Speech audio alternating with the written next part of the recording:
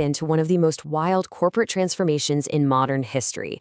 We're unpacking the story of Toyota. And honestly, it is an absolute masterclass in long-term strategy. I mean, think about it. A humble, rural Japanese loom weaving workshop didn't just pivot, it completely reinvented itself into the largest automaker on the planet. And how did they do it?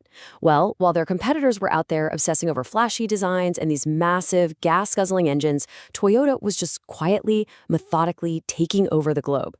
They did it by obsessing over bulletproof reliability, fuel efficiency, and completely rewriting the world of manufacturing. So grab your notes because this explainer is a truly fascinating ride. Here is a quick look at our roadmap for this explainer. We're going to hit Section 1, From Looms to Global Roads. Section 2, The Secret Manufacturing Weapon. Section 3, Everyday Pillars. Section 4, Indestructible Lifelines. And finally, Section 5, Performance, Luxury, and Innovation. Let's get straight into it.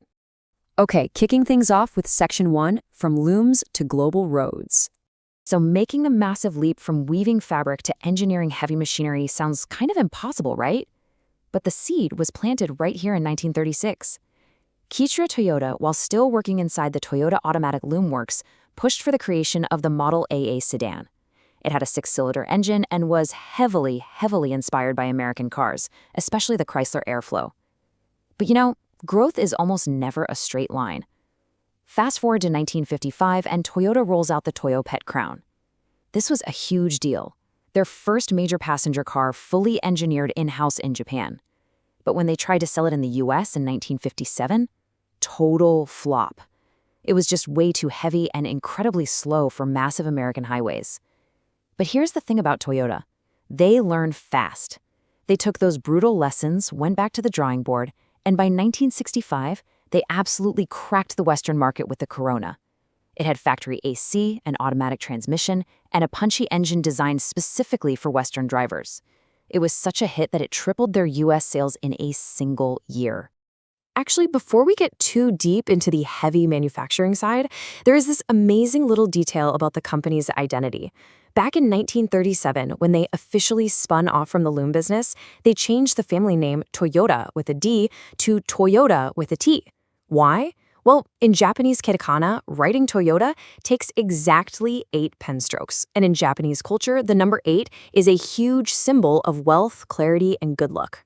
Talk about calculated, right? It's just a tiny tweak, but it perfectly captures how thoughtful and deliberate this company is down to its core. Moving right along to Section 2, The Secret Manufacturing Weapon. See, Toyota's actual superpower wasn't just what they built, it was exactly how they built it. And that secret weapon is the Toyota Production System, or TPS. Picture the 1950s. American and European automakers are throwing all their cash at massive V8 engines and these huge, flashy tail fins.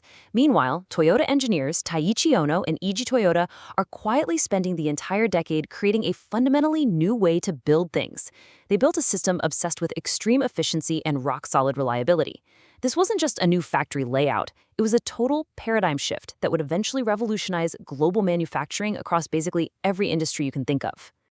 The whole Toyota production system rests on a few core ideas. The first one is Kaizen, which translates to continuous improvement.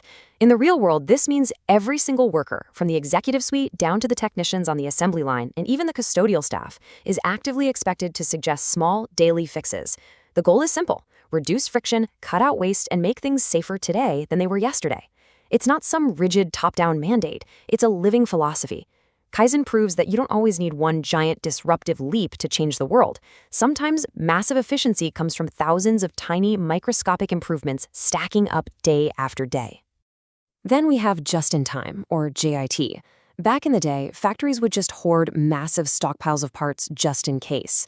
But Toyota looked at that and realized, hey, storing 1 million steering wheels in a giant warehouse is basically just tying up all your cash.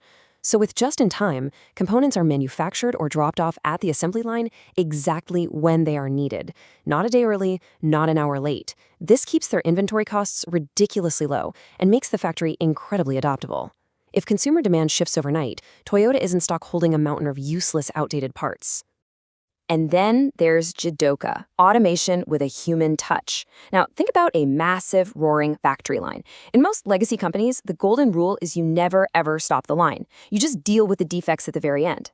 But Jidoka totally flips that script. If a worker spots an error, they are fully empowered to pull a cord, the Andon cord, and just halt the entire production line, right then and there. The problem gets fixed immediately at the source, which guarantees that a flawed car never gets passed down the chain.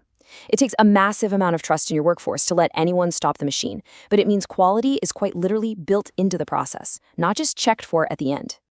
All right, Section 3, Everyday Pillars. So what happens when you have that incredibly lean, flawless production system humming away for decades? You get this, 50 million. That is the number of Toyota Corollas sold over its lifespan. It's an absolutely astronomical figure that makes the Corolla the undisputed best-selling automotive nameplate in world history. It is the king of the everyday commute. But how exactly did they hit 50 million? Honestly, it came down to perfect timing and sheer unyielding reliability. When the Corolla launched internationally in 1968, it was cheap, cheerful, and super efficient. And then the 1973 oil crisis hit, gas prices went through the roof. Suddenly, drivers were practically tripping over themselves to trade in their massive gas-guzzling V8s for these small, practically unkillable Toyotas. The Corolla was literally the perfect car for the moment. And they doubled down on that strategy in 1982 with the Camry, aiming right at the mid-sized family market. The Camry went on to become the best-selling passenger car in America for over 2 straight decades. Why? Pure predictability. People bought a Camry because they knew it would start every single morning for 20 years with zero drama. Next up, Section 4, Indestructible Lifelines. If you travel to literally the most remote, punishing landscapes on the planet, I guarantee you will find these 2 vehicles. First up, the Land Cruiser. Born in 1951 out of strict military necessity, it evolved over the years into this indestructible, go-anywhere luxury off-roader. It's basically the gold standard for crossing deserts or charting jungles, and then there's the Hilux, which we also know as the Tacoma in North America. Introduced in 1968, these compact trucks achieved absolute global legendary status because they are, for all intents and purposes, impossible to destroy.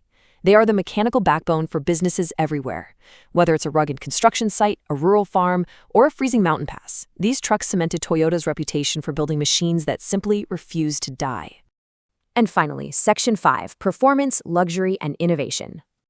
Okay, so by the 1980s, the luxury car market was completely locked down by legacy European brands, especially the Germans. But Toyota decided it was time to challenge them head-on.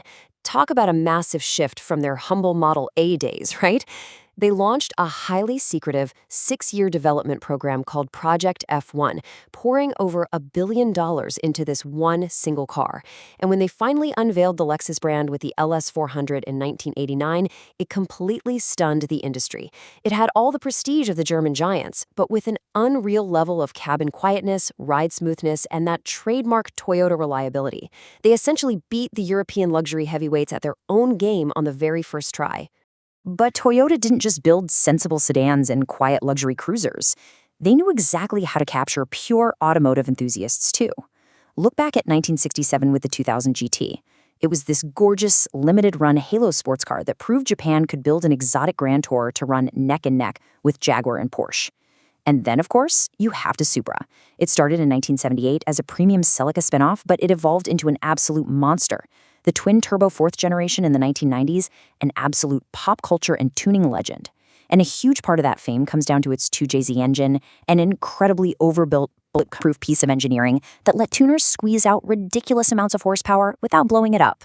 And then, Toyota decided to look ahead and fundamentally change the future of mobility.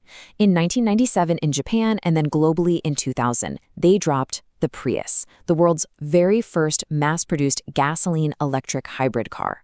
At the time, the rest of the industry was super skeptical. Competitors laughed it off, saying the dual powertrain was too complex, way too expensive, and just a weird passing fad. But Toyota's engineering made it work reliably and efficiently.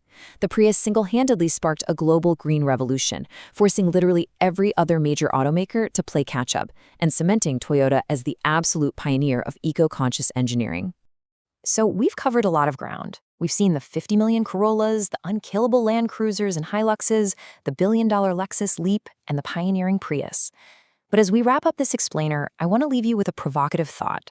Looking at this massive, sweeping history, ask yourself, is true long-term corporate success driven more by designing the absolute perfect product? Or is it driven by inventing the perfect system, like Kaizen, Just-in-Time, and Jidoka, built to create that product? Are the iconic cars the true heroes of this story? Or is the Toyota production system the actual masterpiece? Think about how that kind of system-first thinking might apply to your own work. Thanks for hanging out with me for this explainer. Keep asking questions, and I'll catch you in the next one.